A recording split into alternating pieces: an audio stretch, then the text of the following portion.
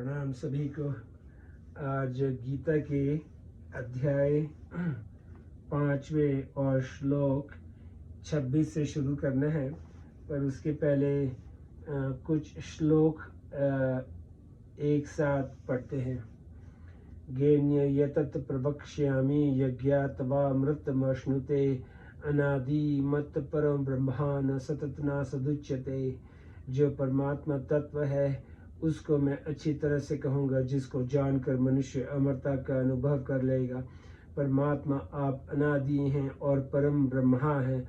आपको न सत्य कहा जा सकता है और न ही असत्य कहा जा सकता है।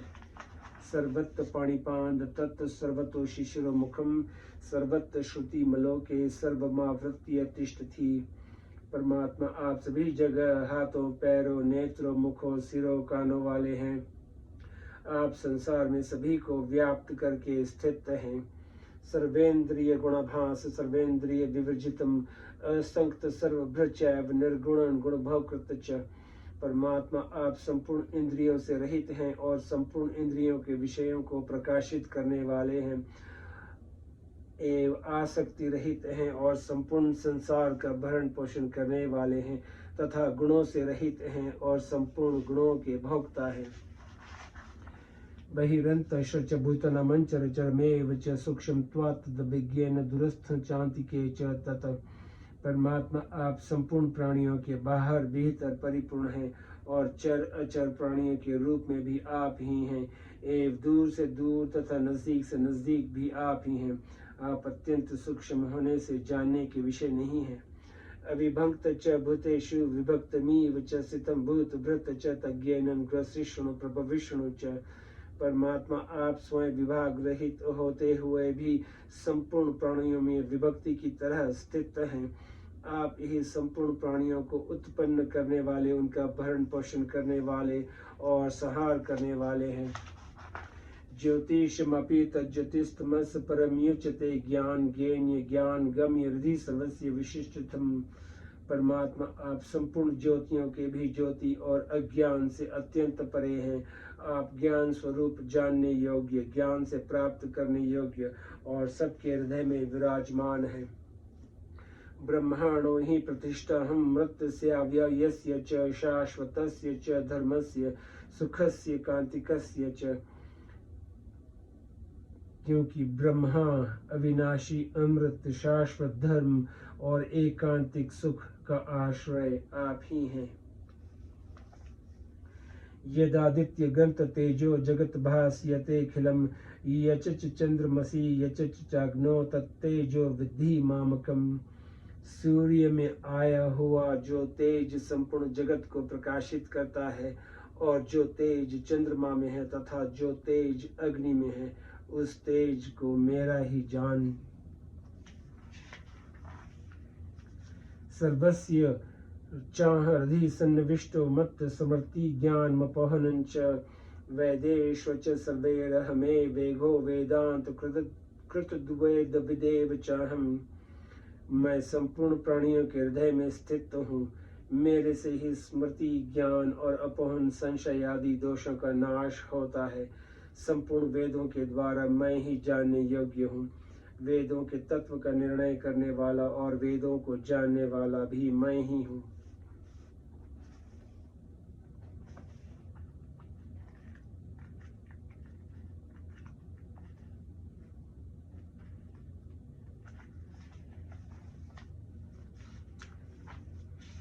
पितासी लोकस्य चराचरस्य त्वमस्य पूज्यस्व च गुरुर्गरीयान् न त्वतस्मोऽस्त्यभ्यधिक कुतोऽन्य लोकत्रप्य प्रतिम प्रभाव।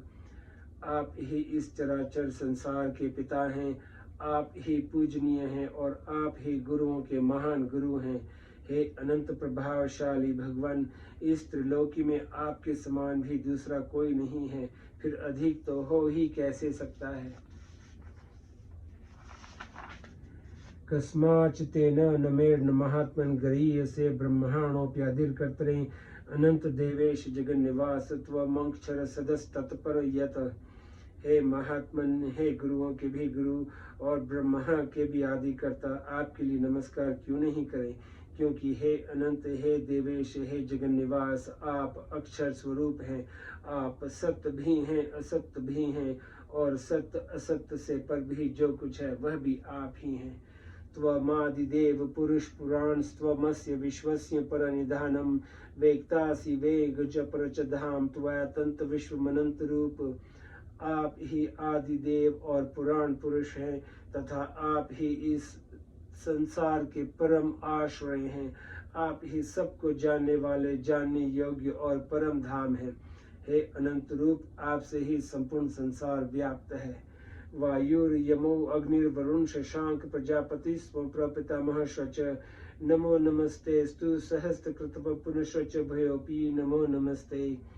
आप ही वायु, यमराज, अग्नि, वरुण, चंद्रमा, दक्ष आदि प्रजापति और प्रपितामह ब्रह्मा जी के भी पिता हैं। आपको हजारों बार नमस्कार हो, नमस्कार हो, और फिर भी आपको बार बार नमस्कार हो, नमस्कार हो। नमः पुरुषादत्त पुष्टतस्ते नमोऽस्तु ते सर्वत एव सर्व अनंत वीर्यमित विक्रमस्तव सर्वसमाप्रोषि ततोऽसि सर्व। हे सर्व, आपको आगे से नमस्कार हो, पीछे से नमस्कार हो, सब ओर से ही नमस्कार हो। हे अनंत वीर्य अमित विक्रम वाले, आपने सबको समावृत कर रखा है, अतः सब कुछ आप ही हैं।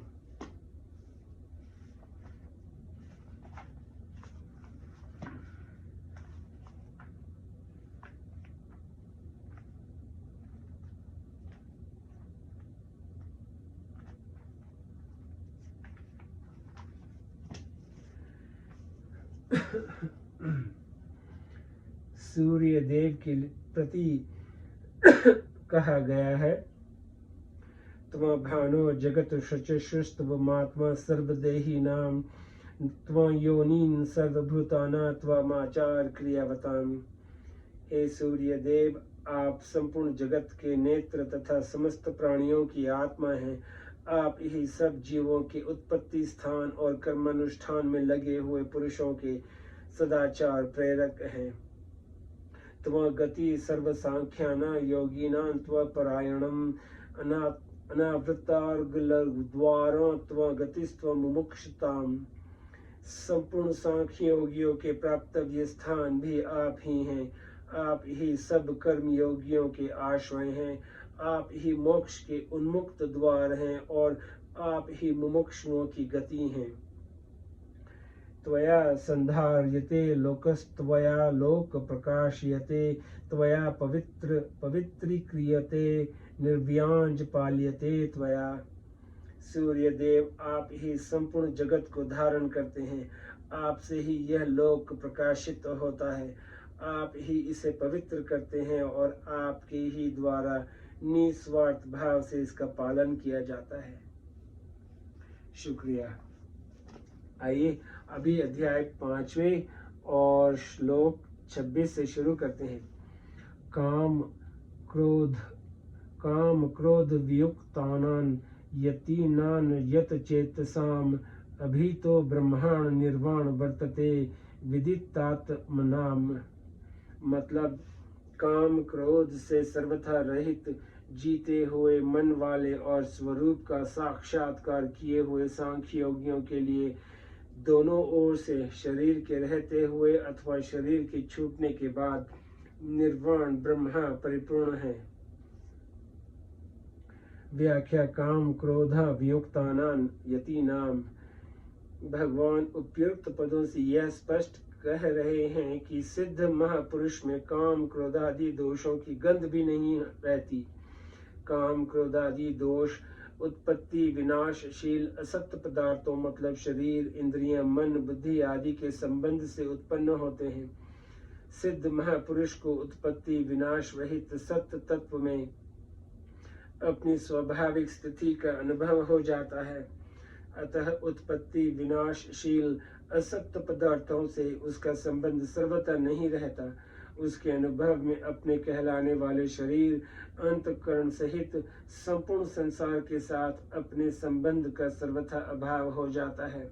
अतः उसमें काम क्रोध आदि विकार कैसे उत्पन्न हो सकते हैं? यदि काम क्रोध सूक्ष्म रूप से भी हो तो अपने को जीवन मुक्त मान लेना भ्रम ही है। उत्पत्ति विनाशशील वस्तुओं की इच्छा को काम कहते हैं। काम अर्थात कामना अभाव में पैदा होती है। अभाव सदैव असत्य में रहता है।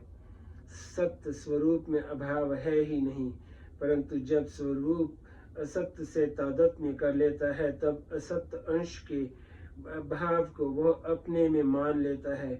अपने में अभाव मानने से ही कामना पैदा होती है और कामना पूर्ति में बाधा लगने पर क्रोध आ जाता है। इस प्रकार स्वरूप में कामना न होने पर भी तादात्म्य के कारण अपने में कामना की प्रतीति होती है, परंतु जिनका तादात्म्य नष्ट हो गया है और स्वरूप में स्वाभाविक स्थिति का अनुभव हो गया है, उन्हें स्वयं में असत्य के अभाव का अनुभव हो ही कैसे सकता है। साधन करने से काम क्रोध कम होते हैं, ऐसा साधकों का अनुभव है। जो चीज कम होने वाली होती है वह मिटने वाली होती है। अतः जिस साधन से ये काम क्रोध कम होते हैं उसी साधन से ये मिट भी जाते हैं। साधन करने वालों को यह अनुभव होता है कि एक, काम क्रोध आदि दोष पहले जितनी जल्दी आते थे उतनी जल्दी अब नहीं आते, और दो, पहले जितने वेग से आते थे उतने वेग से अब नहीं आते, और तीन, पहले जितनी देर तक ठहरते थे उतनी देर तक अब नहीं ठहरते। कभी कभी साधक को ऐसा भी प्रतीत होता है कि काम क्रोध का वेग पहले से भी अधिक आ गया। इसका कारण यह है कि एक, साधन करने से भोगा शक्ति तो मिटती चली गई और पूर्ण अवस्था प्राप्त नहीं हुई। दूसरा, अंतकरण शुद्ध होने से थोड़े काम क्रोध का भी साधु को अधिक प्रतीत होते हैं। और तीसरा, कोई मन के विरुद्ध कार्य करता है तो वह साधक को बुरा लगता है, पर साधक उसकी परवाह नहीं करता। बुरा लगने के भाव का भीतर संग्रह होता रहता है, फिर अंत में थोड़ी सी बात पर भी जरा सा जोर से क्रोध आ जाता है, क्योंकि भीतर जो संग्रह हुआ था वह एक साथ बाहर निकलता है। इससे दूसरे व्यक्ति को भी आश्चर्य होता है कि इतनी थोड़ी सी बात पर इसे इतना क्रोध कैसे आ गया।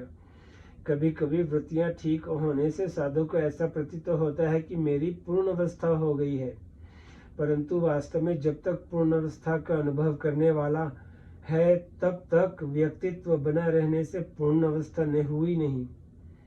यत चेत साम, जब तक असत्य का संबंध रहता है तब तक मन वश में नहीं होता। असत्य का संबंध सर्वथा न रहने से महापुरुषों का कहलाने वाला मन स्वतः वश में रहता है। अभी तो ब्रह्मा निर्वाणन वर्तते विदितात्मनाम,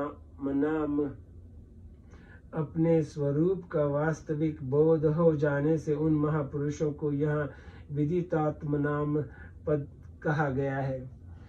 तात्पर्य है कि जिस उद्देश्य को लेकर मनुष्य जन्म हुआ है और मनुष्य जन्म की इतनी महिमा गाई गई है उसको उन्होंने प्राप्त कर लिया है। शरीर के रहते हुए अथवा शरीर छूटने के बाद नित्य निरंतर वे महापुरुष शांत ब्रह्मा में ही स्थित रहते हैं। जैसे भिन्न भिन्न क्रियाओं को करते समय साधारण मनुष्यों की शरीर में स्थिति की मान्यता निरंतर रहती है, ऐसे ही भिन्न भिन्न क्रियाओं को करते समय उन महापुरुषों की स्थिति निरंतर एक ब्रह्मा में ही रहती है। उनकी इस स्वाभाविक स्थिति में कभी थोड़ा भी अंतर नहीं आता, क्योंकि जिस विभाग में क्रियाएं होती हैं उस विभाग मतलब असत्य से उनका कोई संबंध ही नहीं रहा। आइए आज यहीं समाप्त करते हैं, फिर कल इसके आगे से शुरू करेंगे। नमस्ते।